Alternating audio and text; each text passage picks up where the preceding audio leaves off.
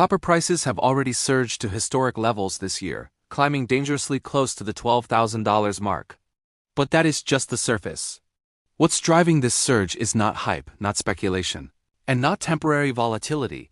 It is a deep structural problem that global governments and corporations can no longer hide. The world is running out of easily accessible copper, and the mining industry cannot keep up.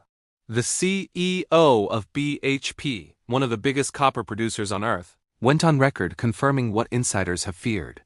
The supply crisis is not ending this year, not next year, and may not end for decades.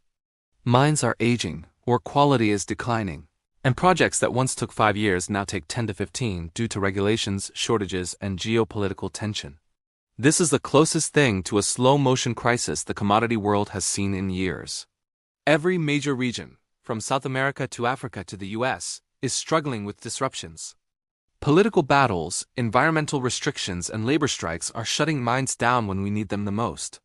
The world's infrastructure runs on copper, yet the planet is producing less of it while demanding more every single year. Demand isn't slowing down, it's accelerating. Electric vehicles, renewable energy grids, AI-powered data centers, and industrial manufacturing are consuming copper at record speeds. Copper is the backbone of electrification, and the global shift toward renewable energy guarantees that consumption will keep rising for decades.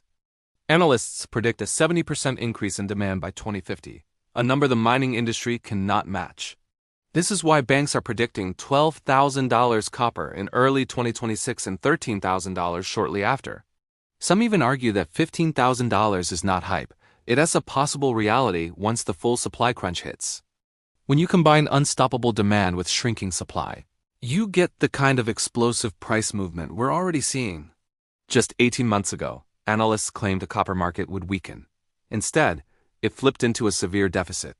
This means that even minor disruptions, a single mine shutting down, a political protest blocking a supply route, can send prices soaring overnight. The market is now so tight that the smallest problem becomes a global shockwave. And here's what makes this moment even more alarming. Other major metals like gold, silver, and aluminum are also hitting highs. This is not an isolated event. It's a sign that the world is entering a new era of commodity scarcity. When raw materials rise together, it means the underlying system is under stress. This is why the next 500 days matter. Once the world officially acknowledges the copper shortage in late 2026, the price moves won't be accessible for early positioning. It will already be priced in. The real opportunities always come before the headlines, not after. The average viewer watching this right now will shrug and think, it doesn't affect me. But it does.